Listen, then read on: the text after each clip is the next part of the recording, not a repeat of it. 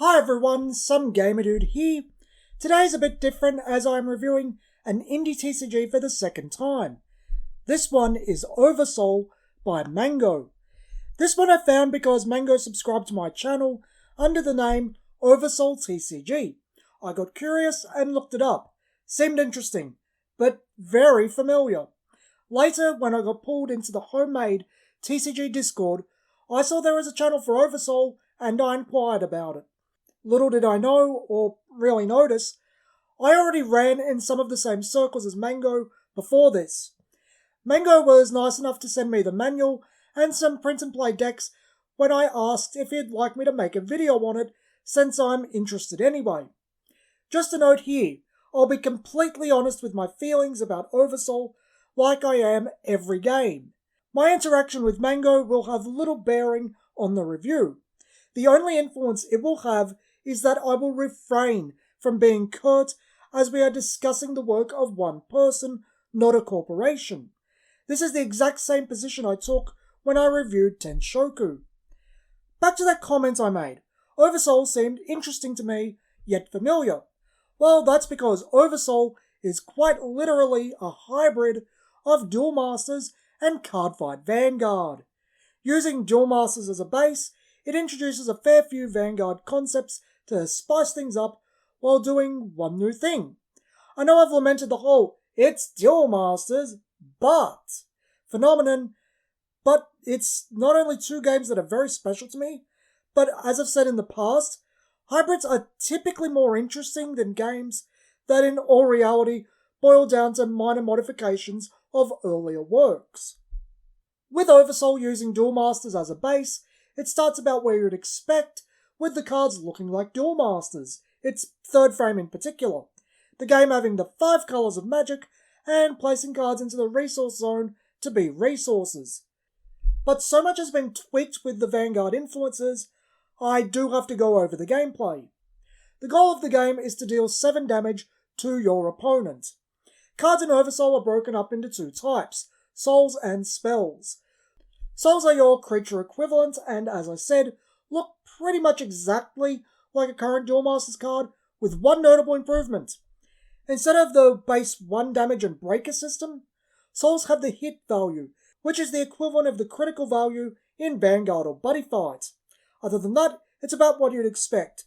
The level on the top left is the card's cost, power on the bottom right is the combat value, type in the middle above the card text. Oversoul uses Vanguard's Con Auto Act effect type system. Spells are functionally what you'd expect, cast the spell, do the thing, but they're actually fairly different. Spells do not need cards to be tapped to cast them. Rather, they use a threshold resource system.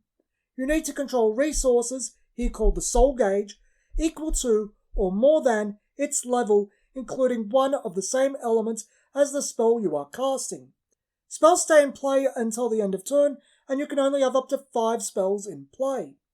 Some spells also have the blessing trait, which makes them permanent, not one-and-done spells. Deck construction is 40 cards with a maximum of 12 trigger cards. But of those 12 trigger cards, only 8 can be soul cards. Game preparation is drawing 6 cards, shuffling in what you don't want, then drawing to 6 again. A turn starts with the refresh phase, where you refresh all of your cards. Refresh is what Oversoul calls untap, with exhaust being what it calls tap. Next you draw a card, which happens regardless of whether you go first or not. Now is your charge phase, where you place a card from your hand into the soul gauge to become a resource. Main phase is next, where you can summon souls and cast spells. I've already gone over how to cast spells, but souls are the norm, except they're not. Tap cards in your soul gauge equal to the level of the soul you're casting, including one of the same colour. Plop it into the battle zone. The turn it comes into play, it has Summoning Sickness. Except, here's a Vanguard influence. You can turn damage face down as a colourless resource to help pay for souls. So, where Duel Masters gives you pluses for taking damage, Oversoul gives you temporary colourless resources. In the battle phase, you can attack your opponent or their rested souls with your souls. Attacking a soul is fairly standard. Exhaust your soul, designate a rested soul as target, higher power wins, loser is sent to the discard pile, tie results in both dying. Attacking a player has a lot of differences to Duel Masters, however. The defending player may discard cards from their hand to reduce the damage that they would have been dealt. Damage is dealt one by one instead of Duel Masters all at once, for souls with a hit value of 2 or higher. Finally, souls with the trigger keyword are summoned for free, essentially acting like heal triggers and a +1 on the card, while spells with the trigger keyword are used, then sent to the damage zone. Finally is the end phase, where the end of turn auto effects happen. I have some very mixed feelings on Oversoul. There are some things I like, some things I dislike, and some other things that make me take notice of things I wouldn't copy that Duel Masters did if I were to make my own wizard type game. Before I get to my feelings, I feel the need to discuss the art. The art of Oversoul has a very early 2000s Amerime vibe to it, Americans trying to emulate anime art styles. Neopets came to mind immediately. It's not for everyone, but I think it definitely has its own charm. I think it's also worth noting here that Mango is doing the bulk of the artwork himself, but you can see improvement over time, and where earlier cards are at the strongest with animals and dragons, the more recent humanoid characters have much nicer faces. Again, not for everyone, but I'm very understanding here because of my experiences with art and the costs involved. I think you notice one you like, and it just kind of warms up to you after that, to be honest. My resounding opinions towards Oversoul was, it's alright. There are some really cool ideas here. I like pitching cards to reduce damage, and I really like the effects that were triggered by that, such as Green's Mama Cluck. I'm a big fan of cards not being useless due to circumstances. Having an out like that helps. Speaking of Green, I really like that ramp was conditional and tied to additional copies of the card. It's a great way to put breakers on resource ramping. Since they search for additional copies, they can fizzle, really stemming the tide of ramp. I did like that creatures with trigger acted as heal triggers. You can't really do that in Duel Masters, and I'm not sure if Final Fantasy has EX cards that send themselves to the discard pile when resolving, but I do really like the idea as a comeback mechanic in a Duel Masters inspired game. It helps increase game length and stabilise the defender just as well as shield triggers. It's a really neat idea. This is unfortunately where we get to the end of what I like. Make no mistake, Oversoul is perfectly competent.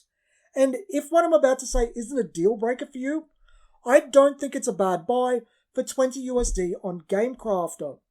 A lot of this boils down to my tastes and sensibilities.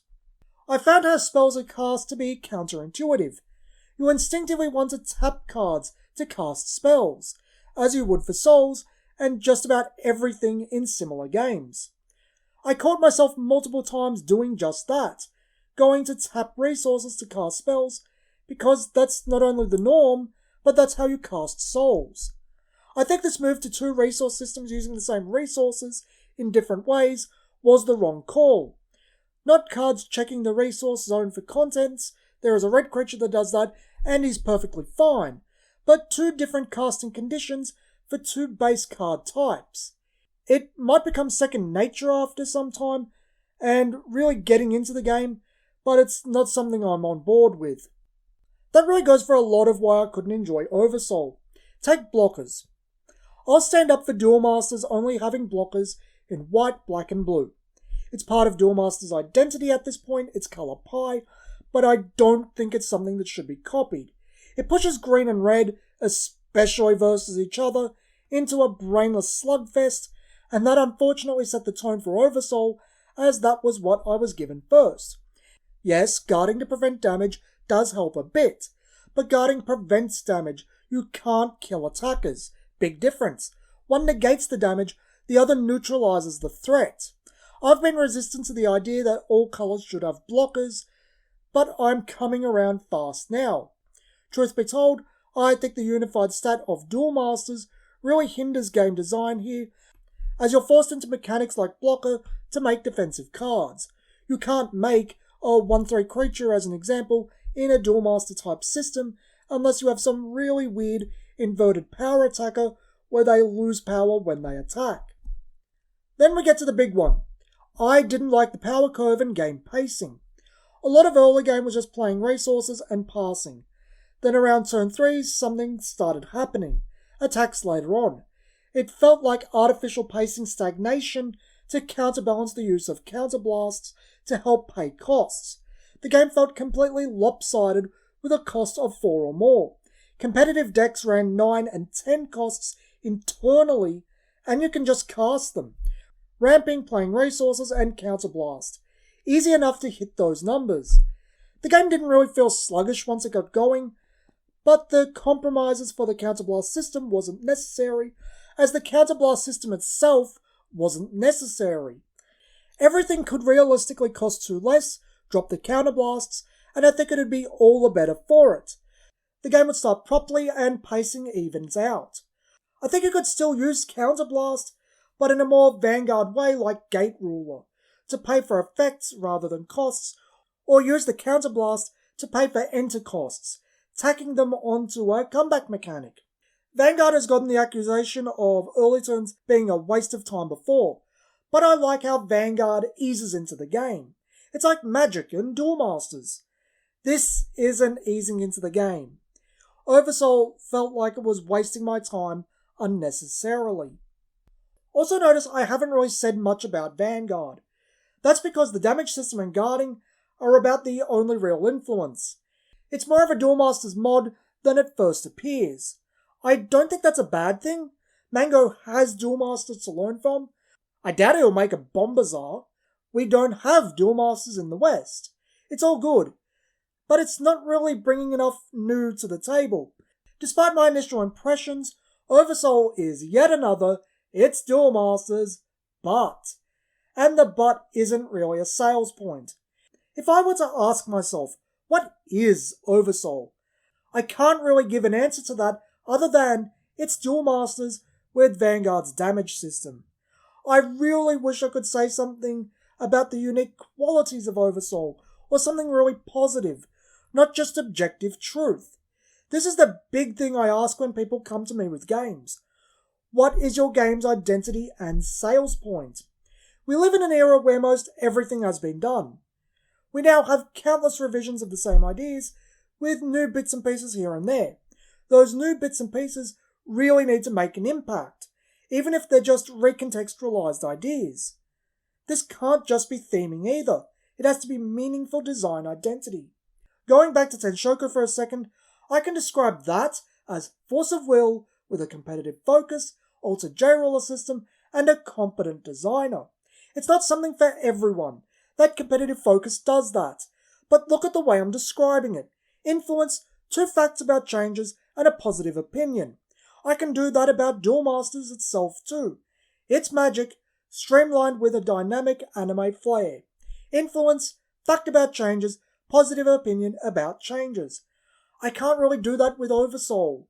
Game with aspect of another game that doesn't positively change the experience puts me in a position where I'd rather play the game it's influenced by. That's where we get to the Duel Masters position. We don't have it, so we don't have the option to just play Duel Masters. Oversoul is competent in terms of individual card design, and some of the changes it brings are quite nifty, but the flaws in gameplay to utilise ultimately unnecessary systems are rather prominent, and there isn't enough of an identity there. For what it is, it's a good little game. I don't think much more could be expected of it. The systems don't ruin it, they just bring issues. I don't think the issues are massive in spite of the tone. I probably would play Oversoul if someone wanted me to. It's not a bad game. I just see a lot that could have been cleaned up. If you want a Duel Masters-like game, Oversoul is a perfectly adequate choice. You could do far worse than Oversoul, and the price is good for those in the USA. This has been some Gamer Dude, and thanks for watching.